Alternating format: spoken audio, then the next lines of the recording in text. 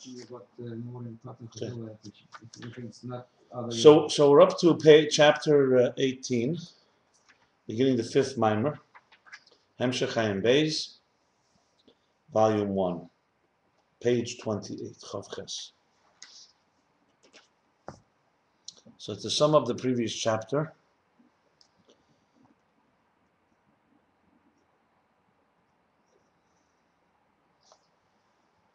as the Friedrich Rebbe writes in his summary of Mimer 4, the summary is at the beginning of the book.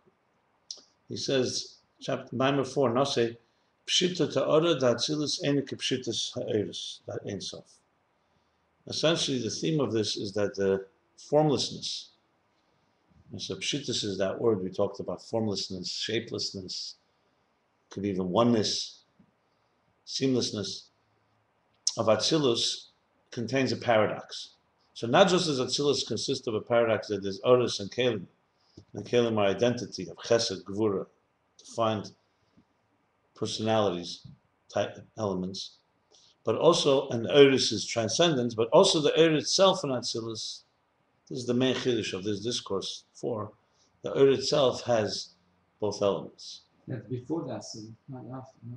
Atzilus we're talking about now. But Atzilus, of course, is Tzerish Tashim, no? So that already they have the... Yeah, that's the whole theme here. That's all Atzilus. Yeah, we're talking about Atzilus. The whole 45 chapters now is all about Atzilus. It's about the Ur Pnimi. Atzilus is essentially the perfect world. So it's divine structure, but it's a structure. That's Atzilus. It's the structure as it's envisioned by Hashem. We're not talking about before the Tzimtzum. We're not talking about Atzilus is the place where it all comes together in the way Hashem wants it. You say Nasa Adam B'Tzalmeinu. When you say God created the human being in the image and form of the divine, you're talking about Atzilus. Adam Ha'elim. So when we talk about Yud Ke Vav Ke and Chad Rebbe Chushman and all this is also in Atzilus?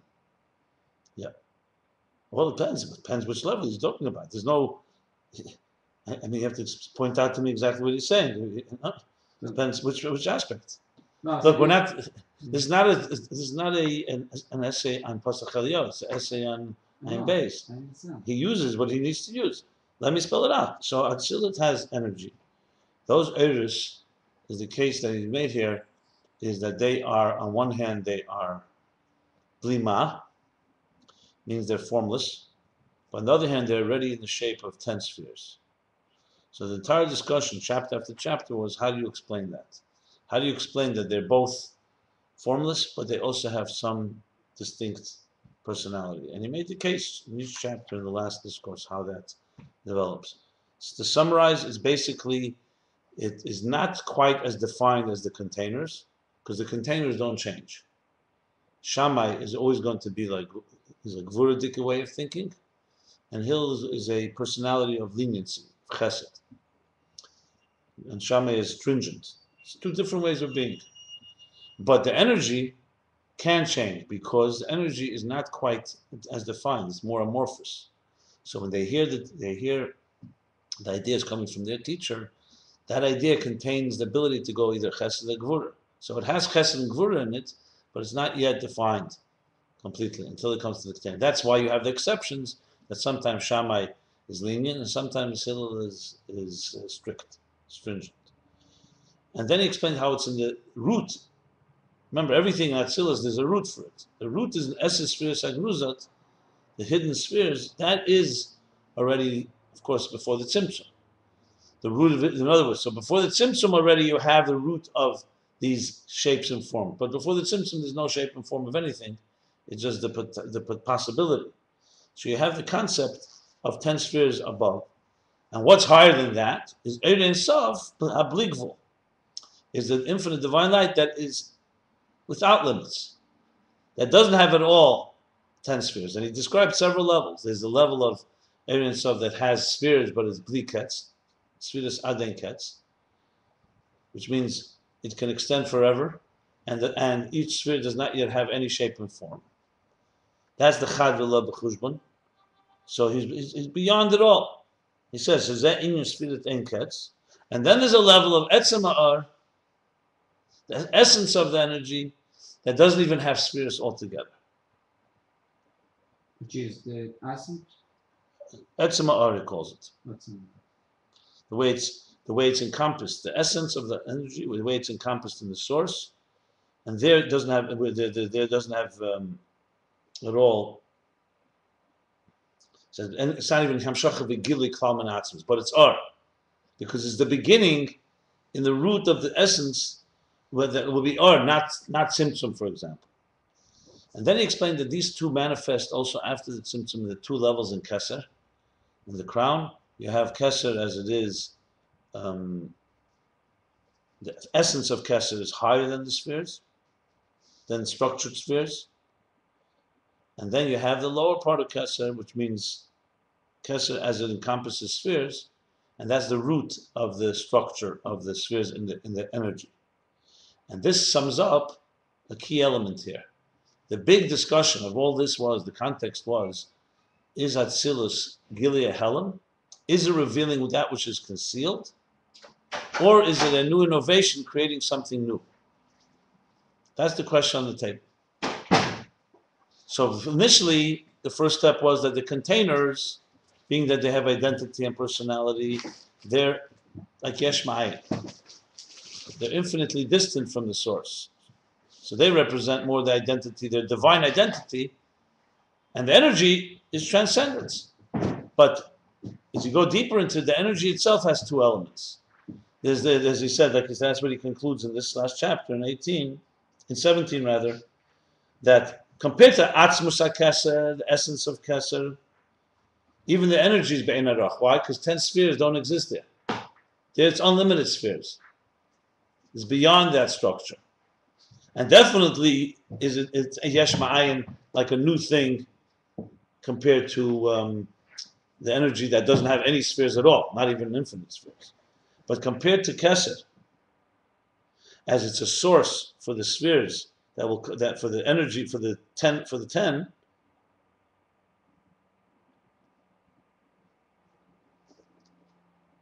the Meichus Temah, in other words, the level of this, there it's Gilead Helen. Because at the end of the day, even though it's unconscious mind and it's so far beyond, but the energy has one similarity to it. They're both Chachma. So therefore, basically, the energy of Atzilus therefore has two elements to it. One thing is a certain distance from the Bligvul, but a certain closeness to the Eir HaGvul in its root. And same thing with the Kav. The Kav is a narrow ray of light that has element of structure, but since it's rooted before the Tzimtzum, so it's close to the Koyach HaGvul, that the 10 hidden spheres before the Tzimtzum, and in a sense is distant from the energy that is beyond the 10 spheres, higher than that.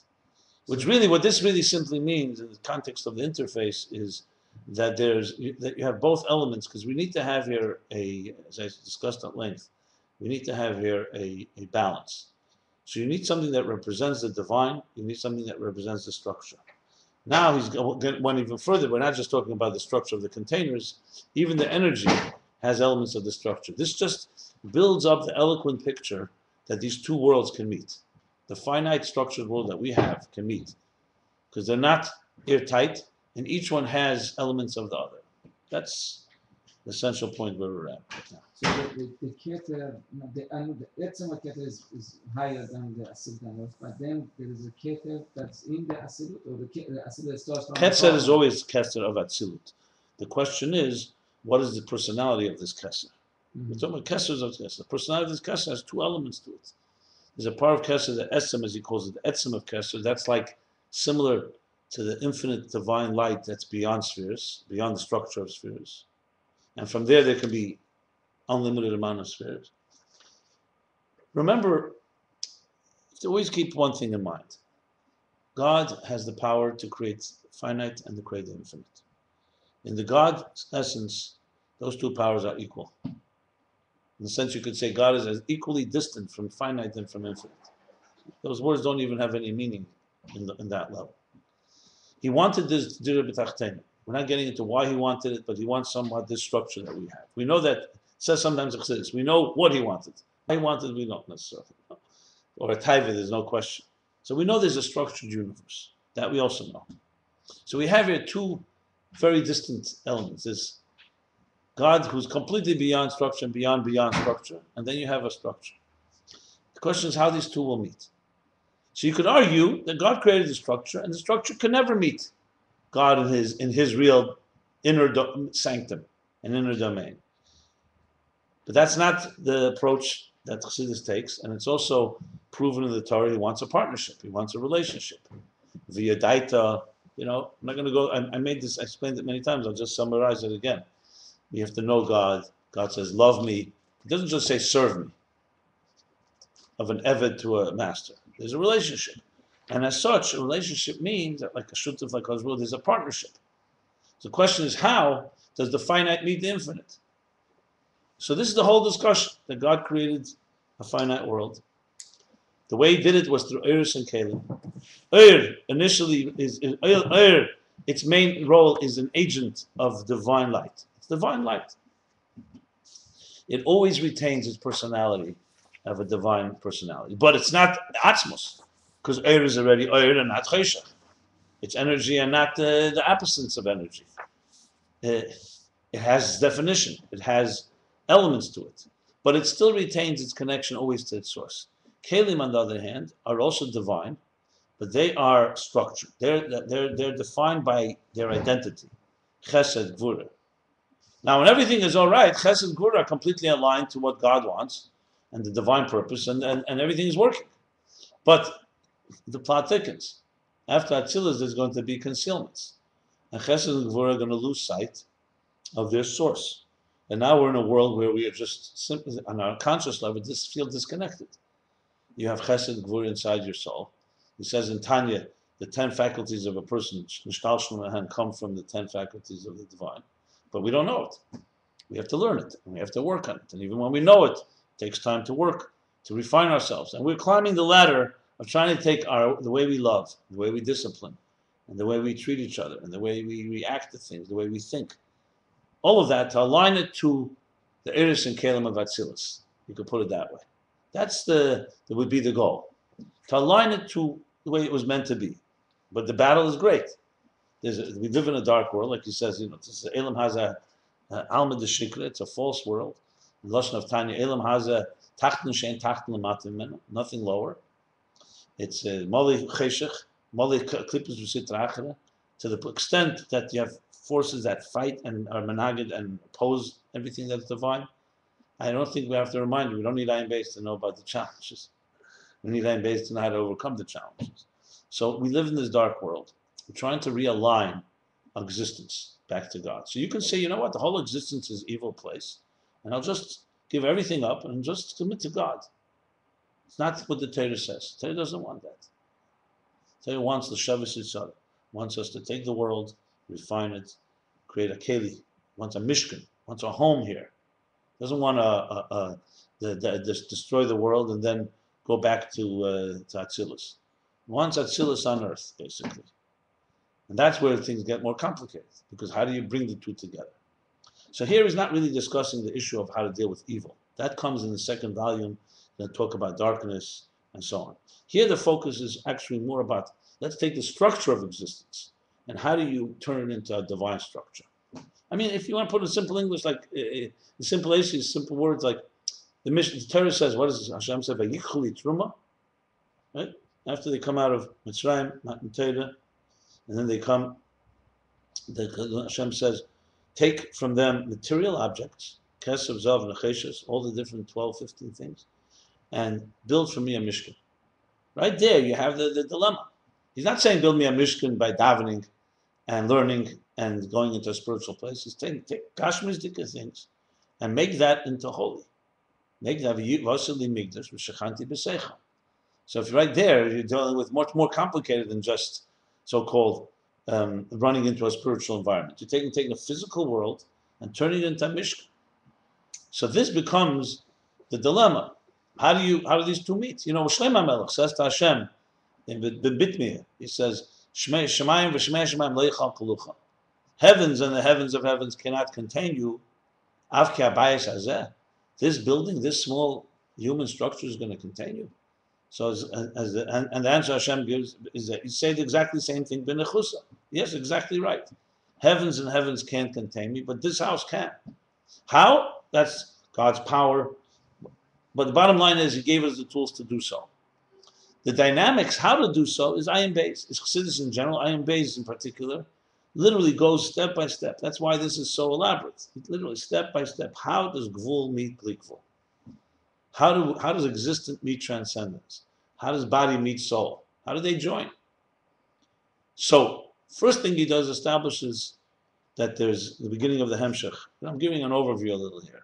The beginning of the Hemshech there is Kesed. Kesed is the ultimate interface. Because Kesed is the will of God to have something outside of himself, Kaviyach, so to speak. Without that, there's no connection altogether. So the first of all interfaces is Ratzon Ha'elyon, the will. There's no will, nothing happens. But that's a will that's very much divine, something we don't relate to. To understand how we connect to that will, there's the whole 45, 46 chapters, he discusses the structure itself. And the structure is, as opposed to Ratzon Ha'elyon, which is Keser Makif, the structure is Pnimi. Definition of Pnimi means it's integrated forces, as opposed to all-encompassing ones or transcendent ones. Integrated, our faculties are an example for it. Eris and Kalim. It's a structure. Your power of vision goes into your eyes. The power of intelligence is in your mind, your brain. Emotions in the heart. Hearing in the ears, etc. Atzilus, that's in the human being. Salmeinu Kidnusenu. We're created in that image, and divine image and form. What is it? The divine image and form is the world of Atzilus. But Atzilus doesn't solve it all. Atzilus has a root. The root of it is for the Tzimtzum, the 10 spheres, the hidden spheres. That's where you can say in the source, there's already, if you look deep in the source, not that you can see it, is the beginnings of that. So God didn't just desire a world.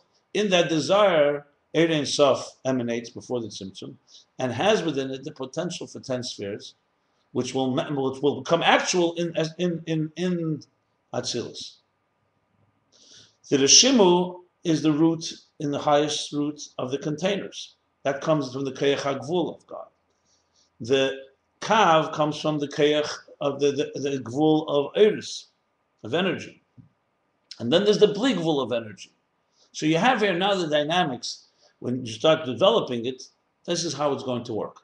There's a Bli Gvul in now. That's going to be, as you can explain later, that's going to introduce to the world Bittul. You know, the Bli Gvul we can't relate to, but what it does is it sublimates us. On the other hand, what permeates us, what enters within us, that's really the HaGvul. And the containers is us, is the structure itself. So the challenge is, how do you align the structure, which is the Kalim, to the Eris, which is the energy, the defined energy that gives life to the structure, to the Bli Gvul of the Eris, which represents so-called the divine power. So in the Mishkan, for example, you needed two things. You needed to have containers. If you didn't build an ark exactly the way it was meant to build, it doesn't serve its purpose. Or the menorah, or so on. So everything needs its measurements. We have, the detailed measurements down to the T. At the same time, it's not just containers. It's containers that now where the Shekhinah will rest. That's God will rest there. To the point that the paradox of Ern Einem Min Amidah, that the Ern is both measured and not, is more than that. The measurement is the necessity to be able to be a container for the lack of measurement. If the Ern did not have those measurements, you wouldn't have that manifestation of the divine there. So it's more than just paradox. It's more than just opposites coming together. It's the parameters that bring down the non-parameters. Now, how that works there, it's miraculous, obviously. Our objective is to do it in a natural way, is to expand the containers of our existence, that it can actually be a containers first for HaGvul, then for Bli Gvul, and all the way till Asmus. So all these levels are really just a transition. The best example at the end of the day is the teacher and the student. We all have our children, we have our students. They begin with nothing. What do I mean by nothing? All it is a child that doesn't not even know how to communicate. Think of that like the existence after the Tzimtzum. Everything is concealed. Actually, you can even say that Tzimtzum is a child studies the Torah 9 months in its mother's womb. Then there's a Tzimtzum addition. Everything is forgotten. Not one thing is remembered. Nothing, consciously. The Alter Rebbe says, look at the Torah and Shlach, Why forget? Why learn if you're going to forget? What's the point? It's actually an issue. You're not allowed to learn Torah and then forget. And here, not only you forget, there's a malach comes and it's very deliberate, makes you forget. The answer is you don't really forget. You forget on a conscious level. But so same thing, like the Rishima remains, but it's completely concealed. You can't. You ask a child, tell me what you learned. It doesn't even remember it learned anything. Can't access it. Right, but it's in there. It's embedded in the unconscious. Let's say. I mean, actually, I never saw this motion, but I think it's a perfect motion. It's our lives. The child comes out now and is an empty keli. I mean, containers there. We know the child has a brain because that child will develop. The brain is not going to come in later, but it develops in stages. What happens? What do parents do? Or the way nature is, you begin to feed the child. So good in the early stages. Listen, as grandmothers and mothers would sing to the child, "Tate is the best of scheda." That's already a kav in a way. It's a little bit difficult because as soon as it emerges, it has like more power than later. In the Chanami, it's not exact mashal. It's not exact mashal, but you know something? The kav has power, but the containers are not there yet. From the perspective of the containers, it's going to take time. So the kav has power. You could say a child also has a lot of power, but there's no containers for it. Child's pnimus, it's mimus or pshitas. And anyway, it's not the example. But what does a parent and teacher do? You begin to transmit to the child. When you start learning Torah Tzivilanu and the first psukim and then Abshad and then goes Bechom Shlemikra. There's a seder of the transmission. And it's not just that you're transmitting more. As you transmit, the containers grow and expand. As they grow, the energy draws more energy. What you're having here is a mind that began as a child. This mind can become greater than any teacher. So the greatest people, the greatest geniuses, they weren't born geniuses. I mean, they were born perhaps potentially. You didn't see it. And even if you saw a genius, butz and makat v'yidiyah, it's really full blown when they're adults, when they really start learning and so on. So then, what happens is the containers expand, the energy is internal, and the goal is, as he says in the beginning of Samach Vov, that the chushi hamakabel should become like chushi hamashpia. So the student chushi hatalmud becomes like chushi harav, which means that the student becomes as powerful as the teacher and even beyond. But it was only possible because there was this whole stage. So, bottom line, it's a gradual growth, which allows the containers and energies to meet, and then the container can become a container for that which is even beyond the energy. And in the process of intellectual growth, we all know this. First, you begin to understand something, then you can begin to abstract and say, you know what, whatever I understood, it's not quite like that. Now let's go to the next level. Like he says in Likutei Torah, Etz Chaim, he says, that which was Mamal Kalaman, Seviv Kalaman yesterday becomes Mamal Kalaman today. And then you climb and you go further. In other words, things that you once were faith, or you sensed it, but it was beyond you, now becomes internalized. And that's the journey. And the end is, yes, there'll be total unity. We say Mashiach and beyond, with Chis HaMesim and the future, they will join. And the containers will be able to celebrate together with the Eris in this glorious dance. So we are right now in this piece of this puzzle is basically finished now that the Eris have these two dimensions. And that's what you'll see throughout the Hemshech again and again. It's going to be constant, back and forth, back and forth. Here the we've established now, is Pshutim, so that gives them a so-called transcendent element, but they're fitting into containers. If this was applied in real life, it would be like, let's for argument's sake say 6 days of the week when we work is containers. We're working with the containers. Containers of our jobs, of our parnasa, whatever it may be. We're trying to align it, do it the right way. Okay. Shabbos, you could say, is more of a day of more No. Not that no containers, but the focus is more Torah, Tefillah, Suda Shabbos, with your family. It's a more spiritual day. Again, let's just qualify. That doesn't mean that the Farish have to eat a meal and there's a body to deal with and so on. You're not quite immersed in the containers of your life, of your day-to-day containers. Now, this energy of Shabbos, you could say, is okay, it's escapism. I'm escaping to an island, an oasis called Shabbos. It doesn't really speak to or connect to the rest of the week. The Torah says no. First of all, Misha Torah be'erev Shabbos, yechel b'Shabbos. All the work you do 6 days is meant to be elevated. It prepares you for Shabbos. And then Shabbos, my name is Baruch Kol Yom, and Shabbos blesses all the days. You're not allowed to gather man, bread from heaven, on Shabbos. But man was created dafka on Shabbos. That's what it says in the Zohar. That when was the production, the manufacturing of the man was on Shabbos. But Shabbos is meant to bless it. My name is Baruch, and should bless it for the 6 days. Why is that so relevant? Because it creates a connection that even has in it sometimes the 6 days. We say the before we the Kabbalah Shabbos.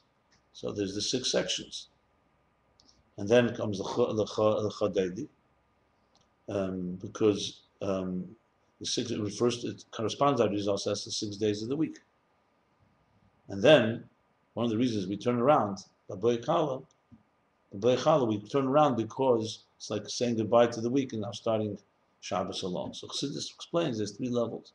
Shabbos is there's Ma'il Shabbat, there's Yom Shabbat, and Raiva D'Raiva. Friday night is more, you still have a taste of the week.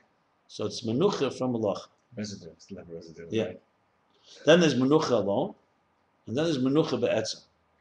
Meaning to say that Shabbos has a relationship, even though it's Eir, you do have a connection to the weekend, and then Havdalah, etc. My point I'm trying to say is that I'm giving an example how Eiris, because they have in them some spheres and they have some structure, makes it easier to relate to and connect. It's not just escape or running to an oasis called Eir of Shabbos. That Eir has levels in Shabbos itself. The second level, I missed it. So it's the first arrival. Menucha Melacha, which is, Yeah. and then Menucha, regular Menucha, plain, just now, and then Raiva de Kol Recha, Menucha Be'etzem, it's called. Mm-hmm. You reach like what it says in Gemara, the Nachle Bli Mitzar, the 3 meals. Ufaratsta, Yaakov. Avram Yitzhak Yaakov. So Yaakov is Ufaratsta, Nachle Bli Mitzar. That's Suda Shlishis.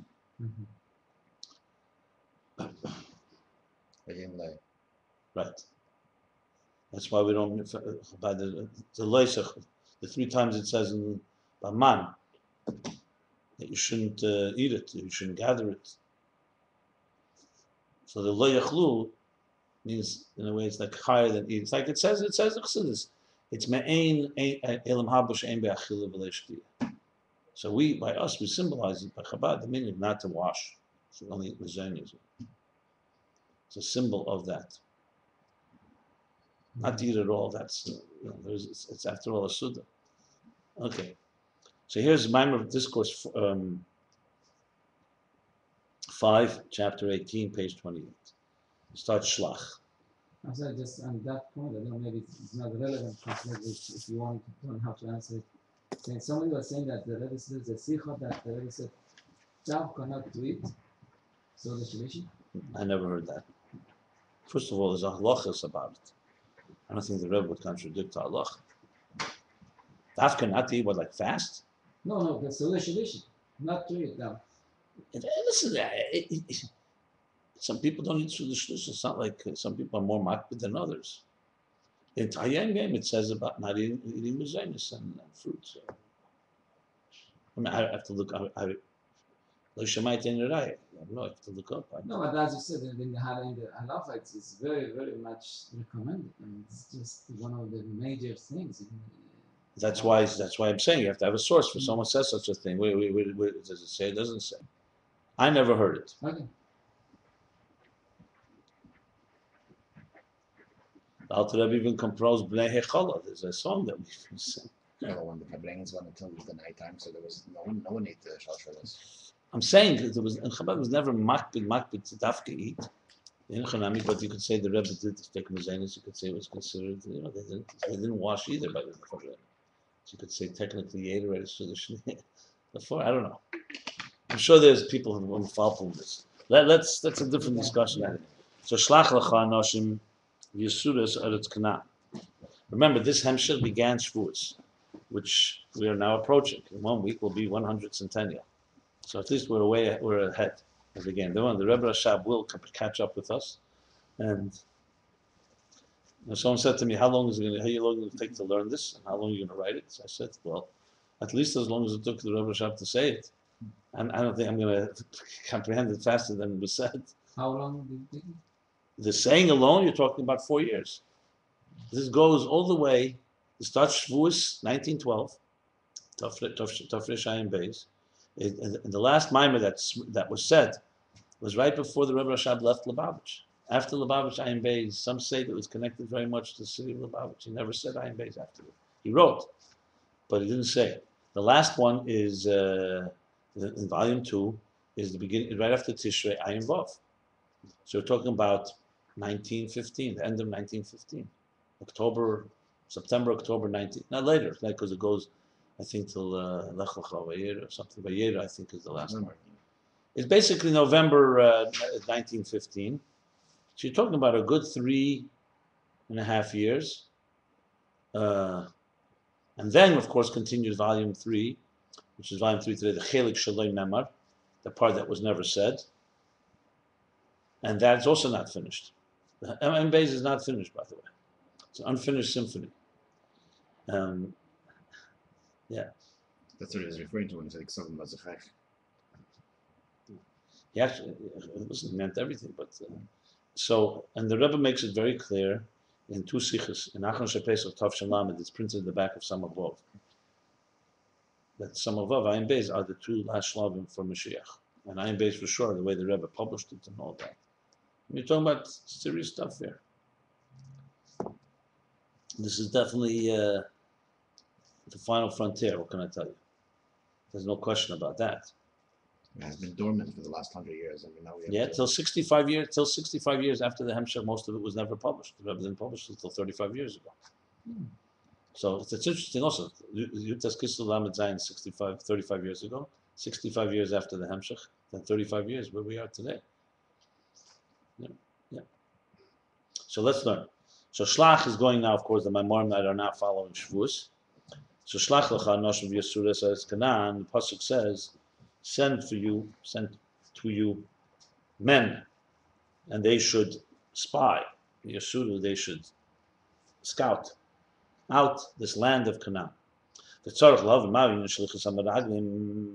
You have to understand what is this shlichus, what is this mission that these scouts were sent on.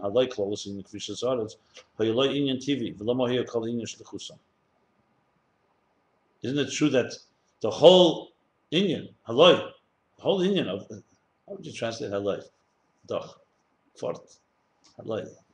Isn't it so that the whole conquering of the land was not a natural thing?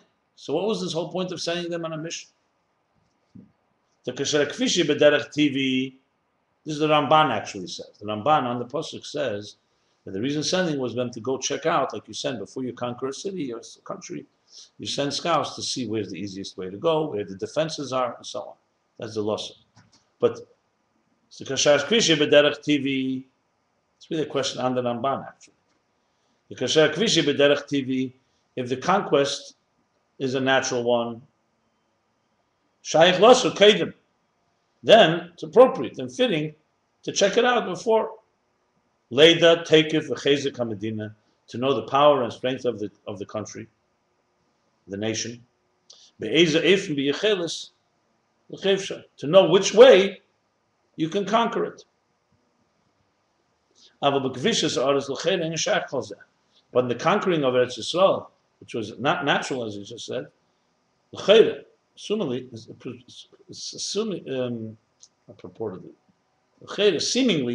whole thing is not fitting. So what's this whole shlichus? Why did Moshe send it? What's the meaning of Yisuru? The Haftarah of Shlach is when Yeshua sent the scouts, and there the lashon is, well, meraglim, laragel esaretz. What's the meaning of Yisuru? Why is it laragel is really more appropriate? Laragel usually means to spy out. Meragel. So what's the meaning, like it says in Yeshua? What's the meaning of loss of Yisuru? As opposed to scouting. Yes, past to L'Ragla. Should have said, he says, L'Ragla Sa'aretz. Lam Le'nem L'Ragla. Shachlan Noshim L'Ragla Sa'aretz. That's Kana.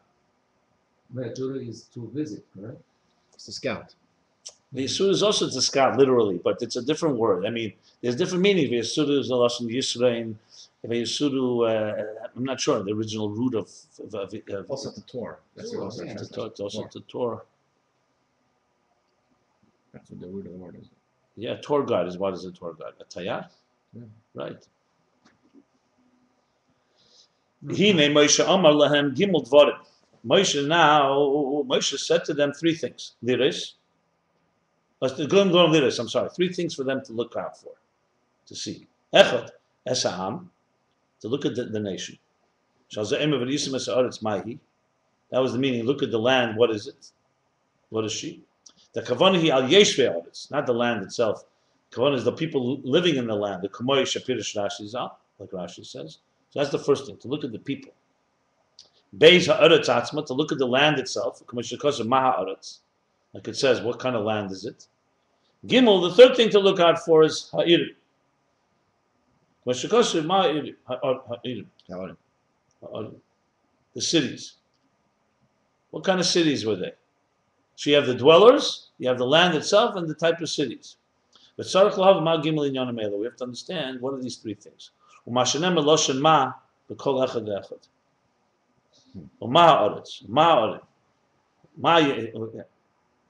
As mahi. What's the meaning of ma? Interesting. Okay, now, as you know, these introductions were written later. So now he sums up in the Rebbe Rashab's own words, which is always good to see what we just learned. Lahavin calls that to understand all this. Let's preface what was discussed earlier, that was explained earlier. The energies, even though they are seamless or formless, so they're pshutin, but not mamash. They're not virtually and literally, totally formless. Kipshitus Ein Sof, like the formlessness of Ein Sof itself. Shari Omar Rosh Isa b'Sefer Yetzirah, it says in Sefer Yetzirah, Book of Formation. Esses spheres blima, 10 spheres without substance. Shagam ba'erish sheshes spheres. So even though it's blima, meaning like pshitus, but also in the eris there are 10 spheres. Rak shehem blima legabak heder. But they are blima, substanceless compared to the containers. In his bar, that was explained that kav gam kamoshu kol be'erin sof, that the kav, that thin ray of light, even the way it's encompassed, included in erin sof shalifnei at Tzimtzum, in the divine light before the Tzimtzum, yesh be'esses spheres. It also has 10 spheres. Vein esses spheres agnuzas shen sheresh shemakar agvul. These are the 10 hidden spheres that are the root of Gvul. As opposed to the Pardes, who says the Esses spheres Agnusas are the root of the containers.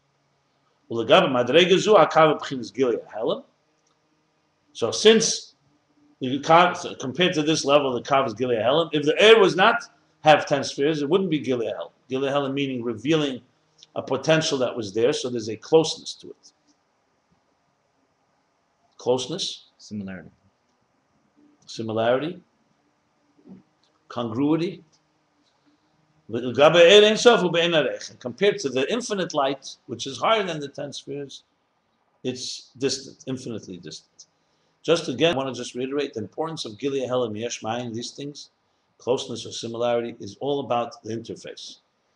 Closeness, in any relationship, you need to have closeness and you need to have some distance. Even husband-wife, even spouses, what you need to have space, two distinct identities. One is not going to swallow up the other. So they're constantly close. Without the distinction, that's a problem.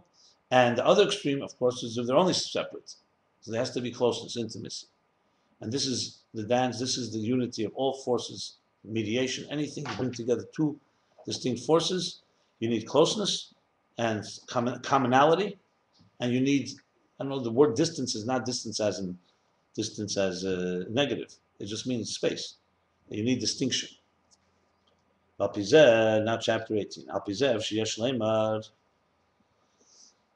According to this Efshir Yesh Leimer, so there's now Efshir Leimer, now it's Efshir Yesh Leimer. So that's another level.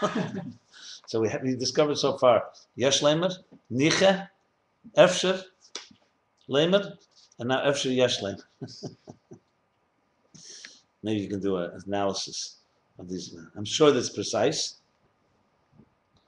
So Efshir, we said, is weaker than Yesh Leimer, and Efshir Yesh Leimer is even weaker. Because it's both Efshir. Maybe you can say. What's the Efshir Yesh Leimer? Efshir Leimer? Efshir Yesh Leimer. How would you try? Efshir. Maybe you can say, maybe. Yesh Leimer means Efshir, man.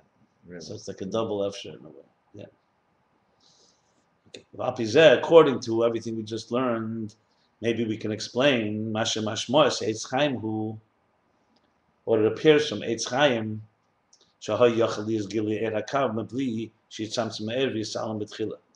that there could have been the revelation of the Kav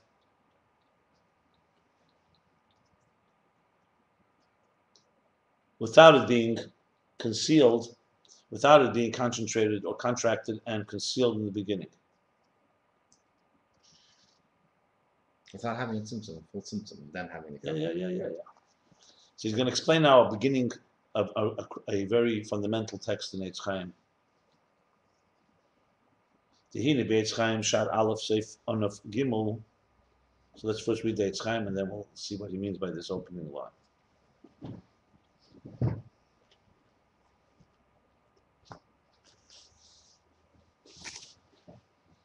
Well, you can see already what's coming. Since the Kav was Bligvul and was not rooted in 10 spheres, there's no way that it could remain without a Tzimtzum. The fact that it has in it 10 spheres, that's why this mashma is that it could have been possible that it shouldn't be completely concealed, because you can just leave the Kav and you have 10 spheres already. Mm-hmm. So the question, of course, it was concealed, but why is there even a Havamina? That's what he's going to explain. Well, let's read it inside. But the mashma would be with a projector, making it sharper until you leave the Kav, instead of closing it and then having it as a small ray. But if the projector is Bligvul light, that wouldn't help. That would be too overwhelming. Yeah. Right. So yeah. The Hidden Beis Chaim Shad Aleph Seifon of Gimel. Etz Chaim is written by Rabbi Chaim Vital, obviously teachings of the Arizal. It's probably the most fundamental text. It's in gates and in branches. That's how it's Shorim, gates, and Onof, branch 1, branch 2, so on. I just want to say one thing about it because it may be relevant. Etz Chaim was the prevalent work of the Arizal that was around the time of the Alter Rebbe and the generations before. Whereas the Shemaina Sha'arim, what it's called, the 8 gates of the Arizal were still a manuscript. The Rebbe speaks about it. The Rabbi Rashab writes elsewhere that the 8 gates of the Arizal, which is like Shara Mitzvah, Shara Kavon, Shara Psukim, there's 8 different gates. There's more Sharim, are the most reliable of all the 8 writings of the Arizal. So the Rebbe asks, so if that's the case, why is Etz Chaim quoted so often? You'll see in Tanya, very rare. Well, there are Shari Kedusha, you have a few places, but Etz Chaim is much more prevalent. It's because Etz Chaim was the sefer they had, and obviously it's also reliable, but it's the most. That's why it's quoted so often. But the Sha'arim are considered to be more reliable in the communication. So now it's print. Now it's in print. Yeah. Chaim Vital also. Everything is Chaim Vital. Chaim Vital. The Kisra Arizal means Chaim Vital. There was Rabbi Yisrael Sarug, who was another student of the Arizal. He went to Europe. That's where the Kabbalim like Rameh and others received, and or Mishnah Chassidim. They had a whole bunch of students. It has elements of it that there are elements in the Rabbi Yisrael Sarug's Kabbalah of the Arizal that you don't find in the Kisra Arizal of the Reb Chav, which is Rabbi Chaim Vital writes in his introduction to Etz Chaim that he takes an oath. He prohibits anyone from being authority, that he was the only one given the authority from the Arizal to be the communicator. Books like Emek HaMelech, Mishnah Chassidim, and such are from Rabbi Yisrael Sarug's Kabbalah, and the Rebbe brings in footnotes that once the Alter Rebbe and the Rabbein bring from also Emek HaMelech and Mishnah Chassidim, obviously they're also authorities, and the Rebbe has a sikh about this in Lamed Ches. What about the prohibition that he made? It's similar to the Ma'or Nevuchim, also the prohibition that no one should read it except the Nevuchim or the students. So they talk about this whole thing. How could you, so-called, go against the issue? But the bottom line is, like things like I think that some Tzedek writes that even though it's not mentioned in Kisvei Arizal Rachav, but Mishnah Chassidim does say it, and the Alter Rebbe would bring from Mishnah Chassidim. The Rebbe has some footnotes. I could show you where he explains why we accept it. Emek HaMelech, for example, the concept of Shashua Melech Batzmusei. It's clearly Emek HaMelech. The concept of the Rishimo is nowhere in Etz Chaim. It's only in Kisvei. It's only from the other Kabbalah. I'm just saying. It's an interesting. The concept of Meruba. There's a whole element of Tzimtzum around the Tzimtzum and stuff like that comes from the other Kabbalah. Okay, but going back here, Ayin Beis Chaim Shadal Sefer of Gimel Hikshe Lama Hayat Tzimtzum Beif Kazesh Stalak Legamri. He asked the question: why was the Tzimtzum in such a way that it was complete? The energy was completely removed. And only afterwards was the ray, the kav, the line of light. Kav literally is line. It says kav chut is the exact expression in Arizal. Kav is a line, chut is a thread. What's the difference between kav and chut? I think the Rebbe Rashab has somewhere. I don't remember. It's interesting. Kav chut it says. Chut has also the element of connecting things, like a thread that. And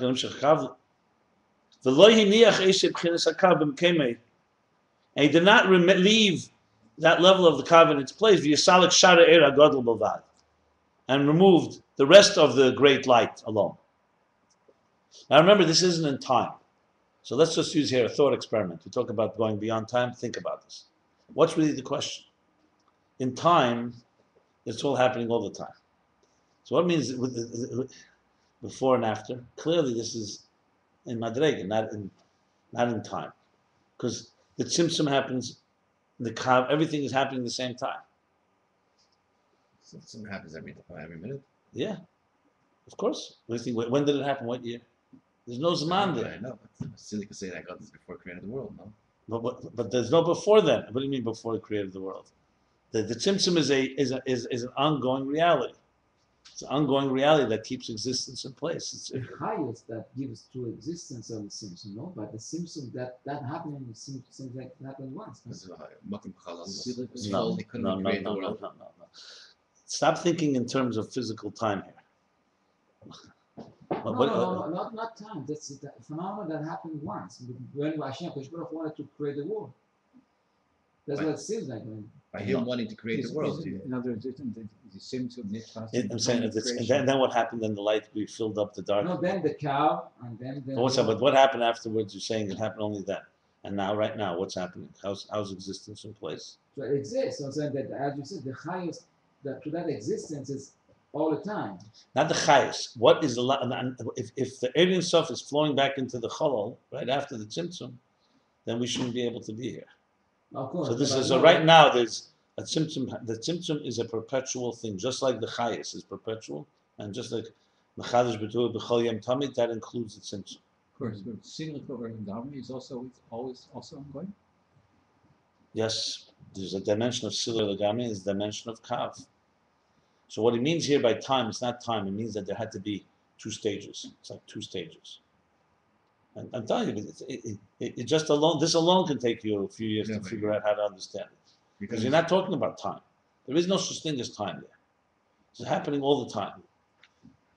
What it means in Ruchnis, it means the following. In physical sense, a teacher first conceals his mind, and then a minute later, or 10 minutes later, or a year later, begins to speak. But conceptually, or he could have began to speak right away. Instead of concealing it all, he could just begin to flow. So for us, that's measured in time. Conceptually, it's measured in levels. So let's forget about time for a moment now. In levels, can the teacher hypothetically begin to just transmit an idea immediately? The answer is no, because he needs to do some work. He needs to conceal it. The student can't receive it. So conceptually, it's a break between one stage and the other. Remember, Yesh Ma'ayin.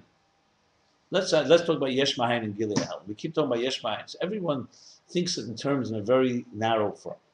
That we came from nothing. We all know that doesn't mean that correct. What do you mean nothing? You came from God. Compared to us, ayin means from us it's nothing, like we spoke about shtek.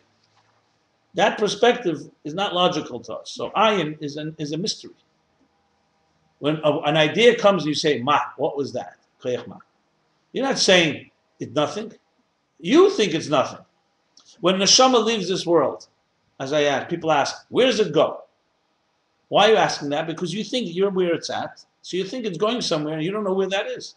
You can't find the place. No matter how much you look, you're not going to find it. Outer space we can find. So it's really our mystery, what we call nothingness. But in truth, what is Yesh Ma'ayin doesn't mean Yesh Ma'ayin, something from nothing. It's from our perspective, it is a cutoff point. Gilead Helam would be, I teach you an idea, so even though I leave the room, you know where it came from, and you could retrace the steps. You can't retrace the steps when it comes to Yesh Ma'ayin. Like we were talking before about Atzilus is a Gilead Helam or it's Yesh Ma'ayin. The Kalim can't retrace their steps because they're created in a separate way. They can define themselves Chesed and Gvura. I know I'm Chesed, I know I'm Gvura, I know I'm divine Chesed and Gvura. But I can't find my way back. Because they were created with Berichuk, Mokim. Eir can always find its way back. Because it is always connected to its source. It may be diminished. But like, let's say you're in a dark forest, if you see light, even if it's a small speck, you have something to follow. Without the light, you can't follow anything. Now, the fact that we live in a world where we are disconnected, we don't feel the light, means that Tzimtzum is full force. I'm surprised you need to be reminded of that. I'm impressed. I don't need to remind you. I know that every second is a struggle, you know? So the Tzimtzum is in full force. However, and the Tzimtzum had to happen in a full intensity, because if it didn't, our existence would not really be able to be independent. So the Tzimtzum is in full force. Now stage 2, another thing happens. There's also an energy that entered, which means if you look deep enough, you're going to find Elikus. Because if there was no Kav, for argument's sake, God forbid, we'd be forever locked in darkness. It doesn't matter if it was created by God. We have no way back. There's no light. Let's put it this way. It would be like having a world without a Torah. Torah Eir. Would you, on your soul, with your soul alone, be able to find God? You may have here and there reminders, but you would not be able to have a path, a journey. You know how to elevate my life. I'm saying, okay, that's a Chedai Avram. It's a whole thing because there is a kav and he had a neshama, and remember God did create him. It wasn't airtight, but imagine there'd be no Torah at all. Only Avram, and there'd be no Matan Torah. God forbid. Sure. We'd never have a blueprint. You know, and also we don't have no way to permeate Gashmis. Avram didn't do it through Gashmis. He did it through his own awareness. Anyway, my point I'm trying to say is, Avram is compared sometimes to the Kav himself. You say, you know, the Rambam says that was what he says. It came Eisen Hagadol, right? And he began to bring light. It says, it's the beginning of Eir. But remember, Avram was also sent. Avram is also a shtickle Torah, it's like the beginning of Torah itself. Anyway, the point I'm making here is that this is not in time; it's in structure. And so, let's put it this way: what would be the nafmin if the Tzimtzum was not complete and just left the kav? We probably would not be able to defy God. That would be the ultimate. It would not be a world that you can really ignore God. It would be it would have been too intense. Even that little amount. You needed a so-called total black hole. And right now, you need a total black hole. There are people who can easily say there's no God and I don't have to follow anything. And even those that believe in God have difficulty. That's the consequence of that. So the question now here's like this. So that's the questions. Why couldn't he says, okay, why didn't he just leave the Kav? Well, the Cheder ain't moving. But seemingly this is not understood. He's asking a question on the question of the Etz Chaim.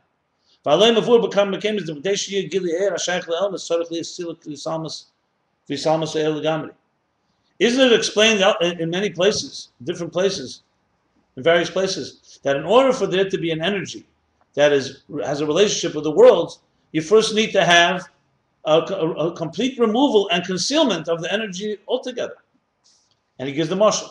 Like it's known the example for this, in the transmission of intelligence, the b'seichel harav k'moshe hulatz.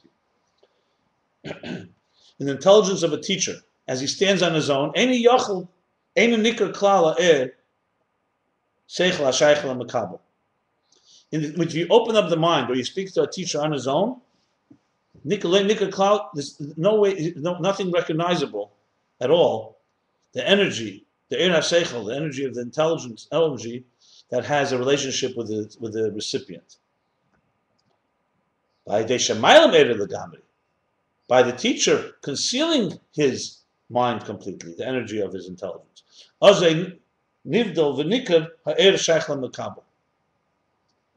So if you were to go to a teacher who, let's say, is going to teach mathematics, or whatever, and you were able to look at his understanding of it, his understanding would be so overwhelming, you could not see in there what he's going to say to the student. So there has to be a concealment of that. In other words, if the teacher speaks to a peer that's equal to him, the student sitting there will not be able to at all relate to it.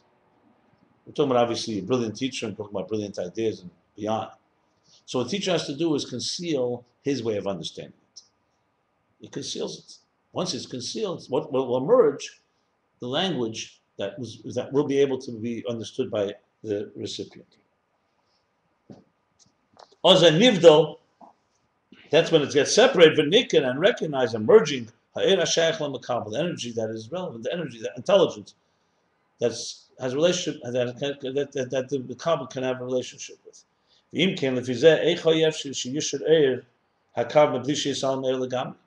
So how could the Etz Chaim even have a havamina, a consideration that the energy of the Kav should remain without being completely concealed? Now I just have to qualify. You could say, one second, let's explain this. What's going on here? The mashal, you could argue the teacher doesn't have to conceal it all. He conceals most of it. But 2 points.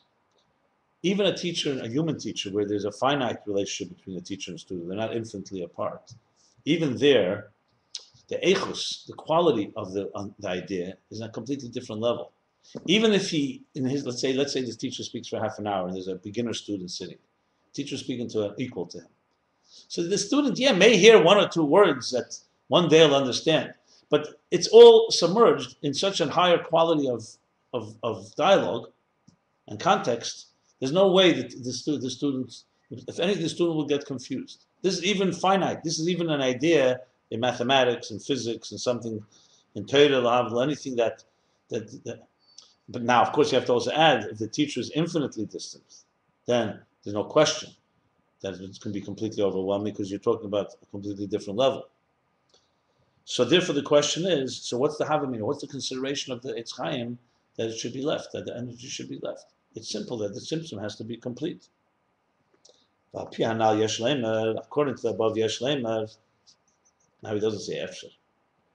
We can say after the fact that we know that there's a source and root, and source of the Kav, of the energy of the Kav, in the infinite energy before the Tzimtzum. And what is that? That's the Hidden Sefirot. Those are the 10 concealed spheres. And this is not the essence of the energy, the infinite essence. It's only encompassed there, but it has a distinct level. And compared to this level, Kav is only revealing a potential conceal that's there before. Therefore, the question is legitimate. It's justified. Why did this energy have to be completely concealed? All you have to really do was conceal the higher energy where it's encompassed within.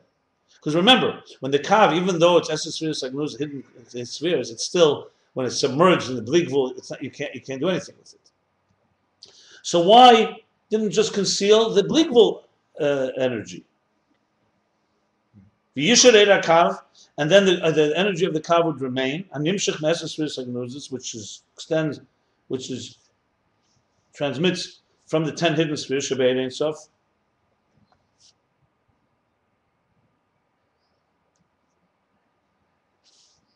So there the question is legitimate. V'im lo yhoya tzimtzum klal lo yhoya efshalias is galas hakav. Is this the answer?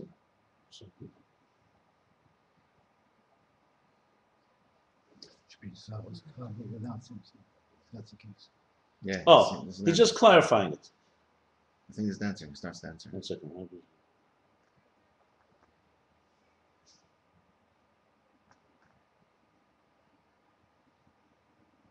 No.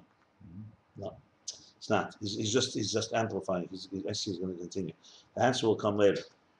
I mean, it's all connected, but he's amplifying it.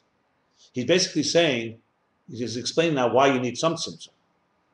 You can't just go. It has to be, even though the kav is rooted in the 10 hidden spheres, you need some tzimtzum. That's what he's explaining now. I see. You'll see how he follows through. Okay. If there is no tzimtzum at all, he's explaining his question on how the question of the Etz Chaim makes sense.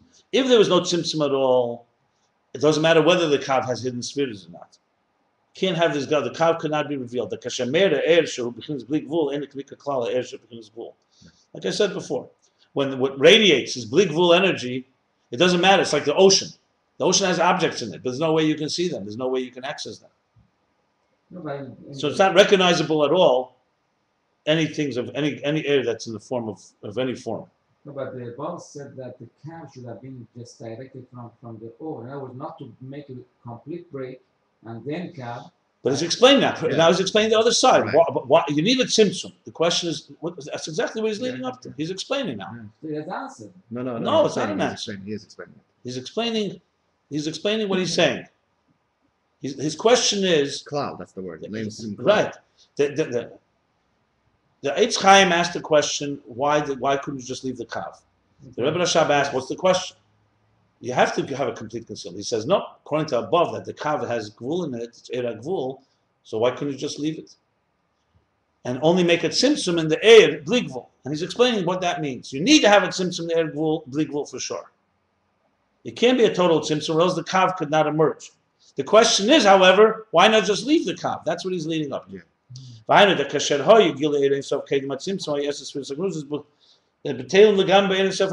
explaining. This means he's elaborating on this point. That as long as the Gilead and stuff before the Tzimtzum was radiating, the 10 hidden spheres are completely bottled. They're completely submerged, sublimated within the infinite Ein Sof. Here he uses that example. Like the bitl of the Ziva Shemesh b'Shemesh. Well, we spoke about the Erakol and the Etzim, that's higher than but it's not even like the example of the ray of light within the sun itself. The ray of the sun within the sun. So it's not the Mipnei air guf Etzim Hashem is because of the air, the energy, and the body, and the essence of the sun itself. And the intensity of the light there. Right. Shemer Sham Eina Ela B'Shem Eir V'Ziv. It can't even be called defined as energy or ray. Ziv is like a ray. Like he says in Sefer Shalbein. Interestingly, it says in the Shayach at Vamuna, and then he calls it Sefer Shalbein. Sefer Shalbein is Chelik Rishon. Perichov, does he also say Ziv Hashem b'Shemesh? Doesn't bring this mushal anywhere. Maybe Perichov or Chafalov. Maybe. I have to look at it. But sometimes I think Sefer Shalbein is used in the whole Sefer. And therefore you needed to have the concealment of the Ein Sof in order for the 10 hidden spheres to be revealed and through the kav. Now he's going back to the question. And for that, it's sufficient. That should be just the revelation of the kav from the 10 hidden spheres. In parentheses, like in the finite power of the divine, which is the neshima, the residue, the impression. We learned this before, if you recall. There was no tzimtzum. L'action is gala, the tzimtzum air. That emerged when the tzimtzum was concealed energy, that emerged. If you recall, he spoke about how the Rishima is not affected at all. The Kav is affected. The Rishima is completely not affected. It couldn't have any substance. It couldn't be recognizable. But the Tzimtzum was not, the Rishima was in the energy. It actually is Gala de Tzimtzum here. It says in the bottom that maybe there's a word here, ain't safe. The same thing could have been with the revelation of the Kav. So the question is, from Etz Chaim, so why was energy completely concealed? And now goes the teretz in Etz Chaim. The Tirat Sham, and the answer is there, that the concealment of the energy completely is not for the Kav. The Kav could have emerged that way, but the containers couldn't have. That was in order for the containers to be created. It's very gushmak. If it would remain the energy, even just the energy of the Kav, could not have been the formation, the creation of the containers.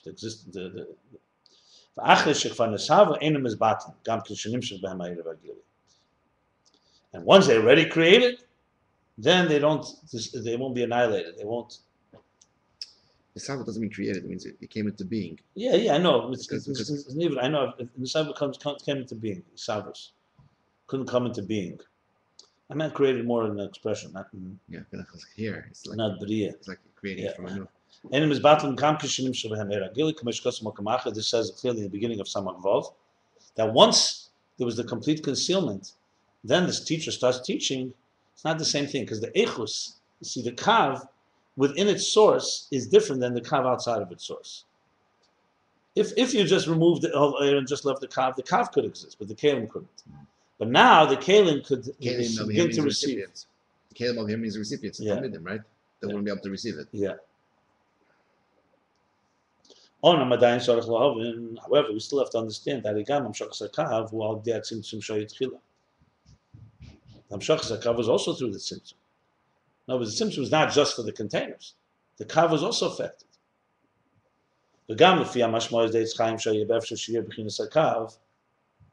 Even according to the mashmos, to the apparent inference of the Etz Chaim, that it could have remained just a Kav. Even in that Kavamina, even in that consideration, even in that inference, there was still, the Tzimtzum was still in the Era Kav. So how could we say the Kav is revealing the hidden Gam B'Shoshim B'Kedei? Even from its source, its root and its source.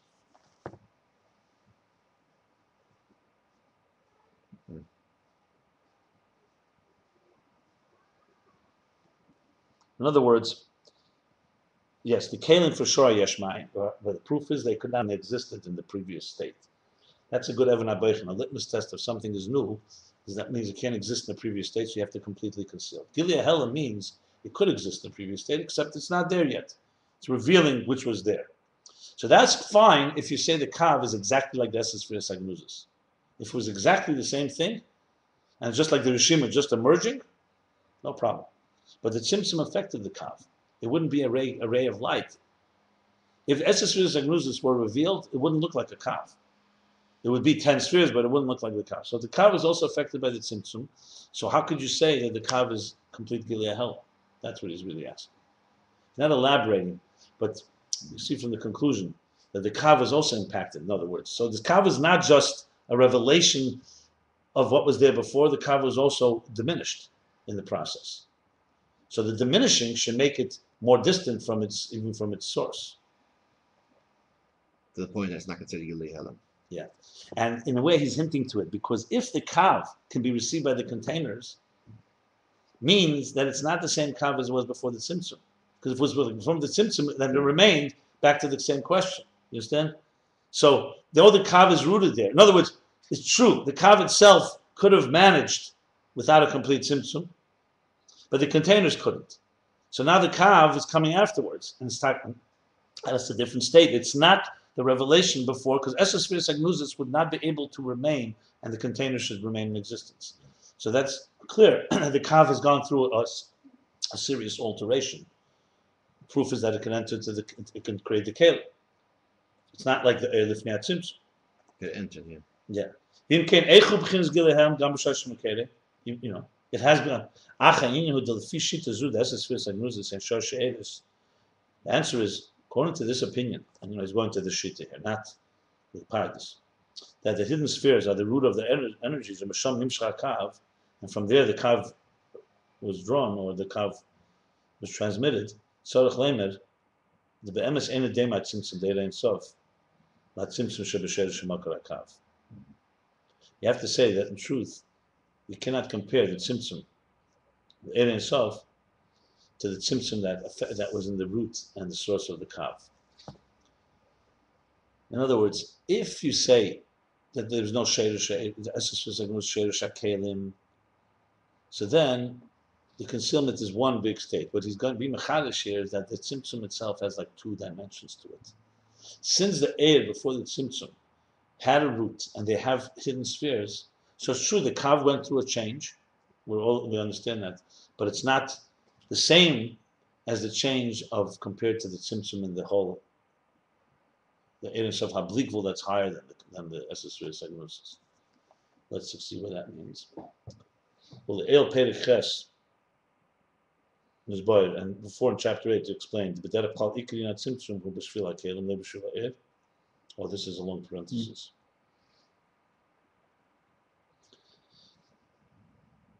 Well, El Perek Ches is boy explained the B'derech Kal in general Ikri, the primary thing of the Tzimtzum is for the containers, not for the energy. And look in the mimer of the Drush Gimel Mini Adam. This is a mimer from the Tzemach Tzedek in Eira Teira Bolok.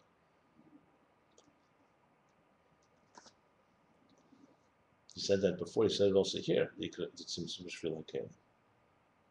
That's the whole point of the answer. Okay. Let's see where it's going. Which means that the energy is through it. It's returned to radiate. In other words, it's returning something that was there. It doesn't just say a kav came out of nowhere. The kav is the original light in a diminished form, returning now and radiating. He's just explaining, he's elaborating on this thing that the tzimtzum for the kelim is different than the tzimtzum for the kav. Or the tzimtzum in the Eir Ein Sof is different than the tzimtzum compared to the SSR Sagnuzis. Nevertheless, even though that the air is the ikar tzimtzum is for containers, but the energy is just returning. Nevertheless, the tzimtzum is a complete is total concealment. And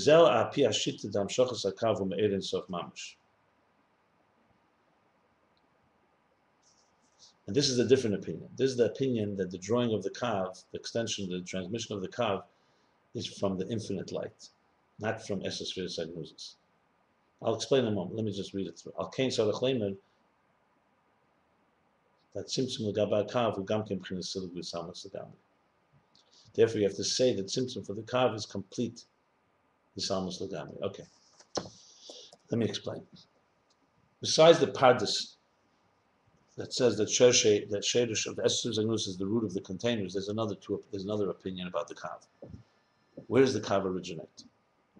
Does it originate in the SSR Sagnusis, which is the shita of this discourse, because it's the whole thing with structure, or does the kav originate from the blikvul? Now, of course, that would change how the properties of the kav. If it originates from SSR Sagnusis, so the air has shape and form. If it originates from Ein Sof, then it's much more like the air that goes into containers. The containers create the colors, not the air. So it's a different opinion. Just be aware of different opinions, so it's not confusing here. According to that opinion, then the tzimtzum has to be entirely in the kav, because Ein Sof. You see, here the havamina is it doesn't have to be completely because the kav itself has a certain elements of wool. But the answer is because of the containers you have to conceal it. If the kav is rooted in Ein Sof, then for the not just for the containers, for the kav, for the air you have to conceal it because it's too powerful. That's what he's adding here in the parentheses. It's a different shita. He's just explaining the whole idea of writing a different shita. Yeah, he looks. They're all legitimate shittas. Let's read. I'm just going to the. It means it penetrates deeper, right? The kav before the tzimtzum penetrates deeper, goes higher. Yeah, well, it's rooted deeper. I mean, not penetrates when it goes down. I mean, it's rooted. Yeah. Deeper and higher. Yeah. But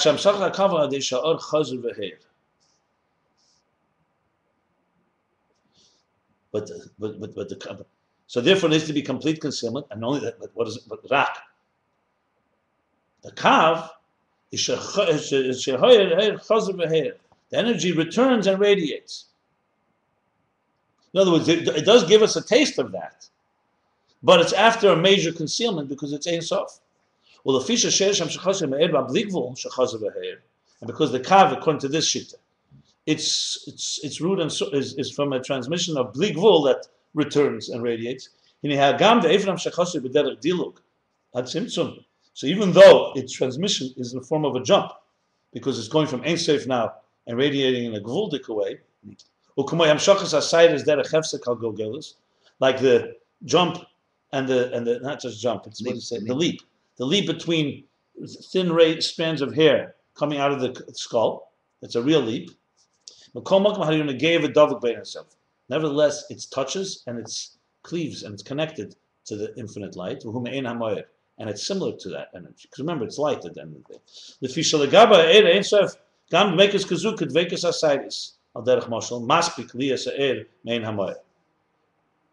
Because when you're talking about such infinite light, even a small connection, even a small thing, like just like here, that's connected, that's enough for it to give it the personality of Eir.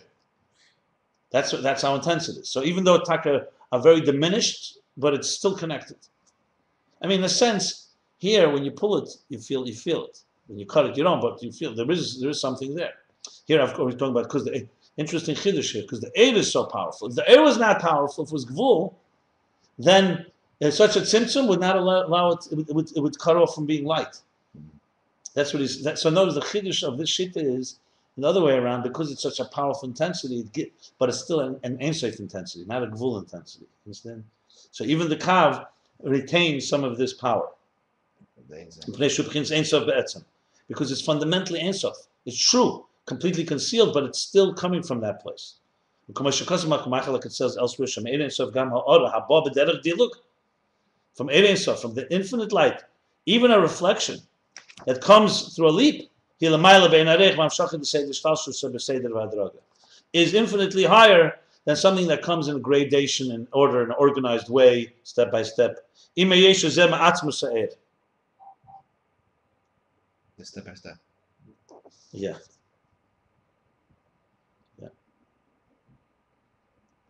Hope you understand what that means. Okay, let's continue. Because that means the reflection also is still Ein Sof, because there's no Gvul to go. There's no Gvul there. The whole thing is coming from an Ein Sof flow. It's from the Ein Sof family, not from the Eira Gvul family, according to this shita.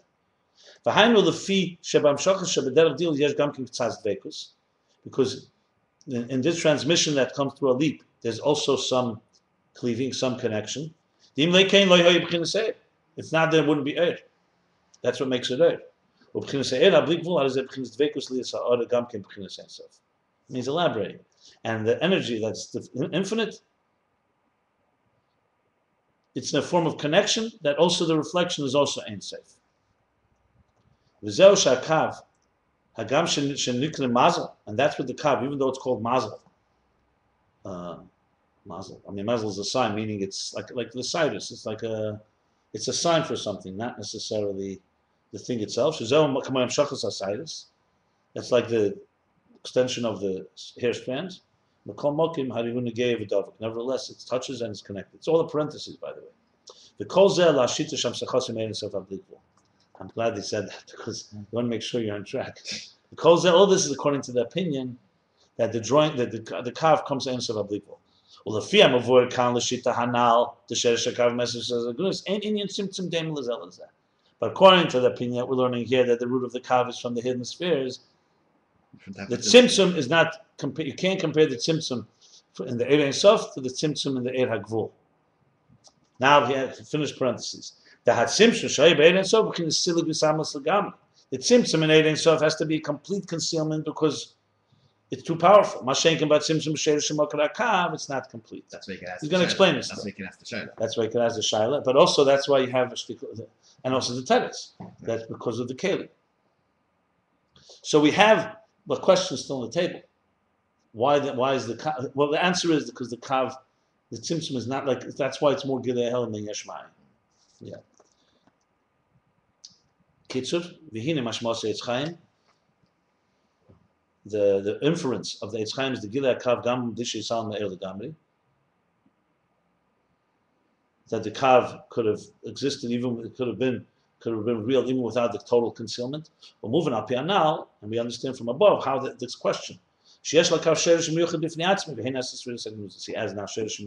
Atzmei. He adds that word. So it's understood according to above that the Kav has its own particular unique source, and these are the hidden spheres. I'm